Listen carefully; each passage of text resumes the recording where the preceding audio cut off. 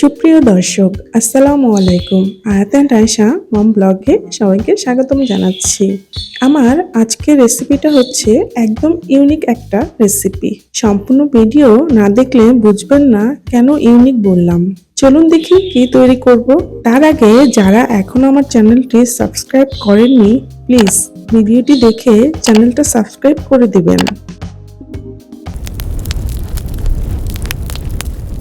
প্রথমে আমি এখানে একটা বাটি নিয়ে নিলাম। তারপর এরকম এক বাটি বাঁধাকপি কুচি নিয়ে নিচ্ছি। বাঁধাকপি কুচিতে যেন কোনো পানি না থাকে। দিয়ে দিচ্ছি স্প্রিং অনিয়ন কুচি 2 টেবিল চামচ। চাইলে এখানে পেঁয়াজের কুচিও দিতে পারেন। 4টা কাঁচামরিচ কুচি দিয়ে দিলাম। ঝালটা সবার পছন্দ মতো দিয়ে নেবেন। সাথে দিচ্ছি 1 চা চামচ চিলি ফ্লেক্স। আর দিচ্ছি 1/4 চা চামচ মিক্স হার্বস। দিচ্ছি টেস্ট অনুযায়ী লবণ। আরও নিলাম নরমাল টেম্পারেচারে থাকা 2টা ডিম। সবশেষে অ্যাড করছি 2 টেবিল চামচ আটা। এবার সব উপকরণকে একটা স্প্যাচুলার সাহায্যে মিক্স করে নিব। আলতো হাতে খুব ভালোভাবে মিশিয়ে নিচ্ছি, যাতে বাঁধাকপির সাথে সবকিছু ভালো করে মিশে যায়।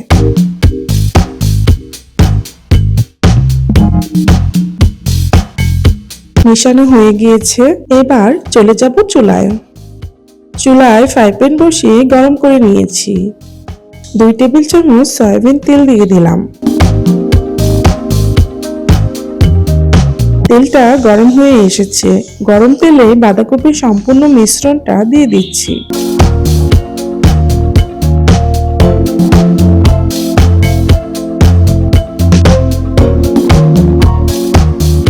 একটা স্প্যাচুলা বা চামচের সাহায্যে এভাবে ছড়িয়ে দিতে হবে, যেন কোনো সাইড বাদ না থাকে।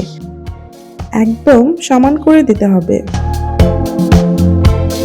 এখন ঢাকনা দিয়ে ঢেকে দিব 5 মিনিটের জন্য। এ পর্যায়ে চুলার আঁচটা কিন্তু লো মিডিয়ামে রাখতে হবে। হাই হিটে থাকলে নিচে পুড়ে যাবে।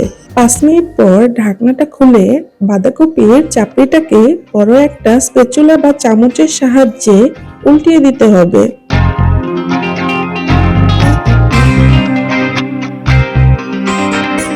উল্টানোর সময় লক্ষ্য রাখতে হবে যেন ভেঙে না যায়।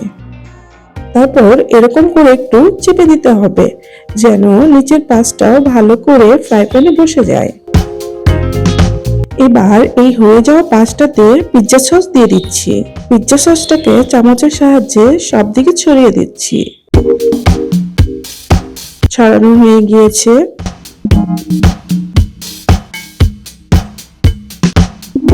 চিজটা দিয়ে দিলাম। সসের উপরে সব দিকে সমানভাবে ছড়িয়ে দিতে হবে।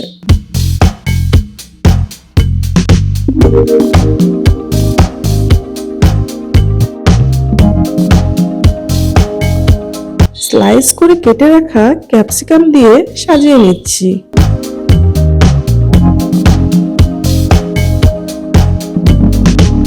আরো দিচ্ছি স্লাইস ব্ল্যাক অলিভ। চাইলে এখানে অনিয়ন বা টমেটো দিতে পারেন।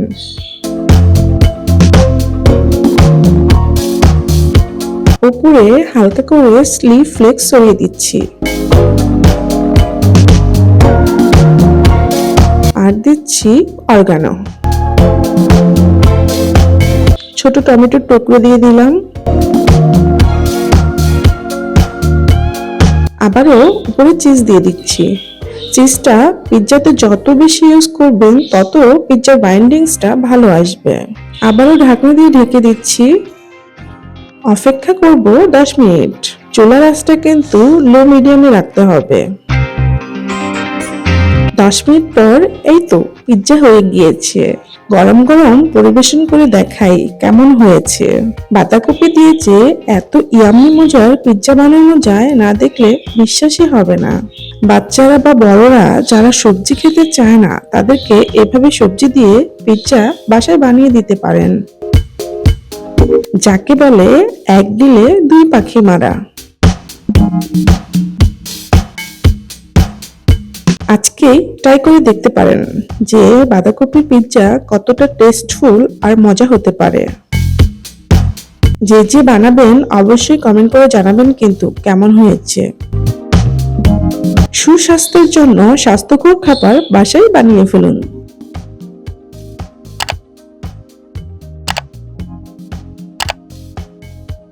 আজকের মতো এই পর্যন্তই, আবারও কথা হবে নতুন কোনো ভিডিওতে। আল্লাহ হাফেজ।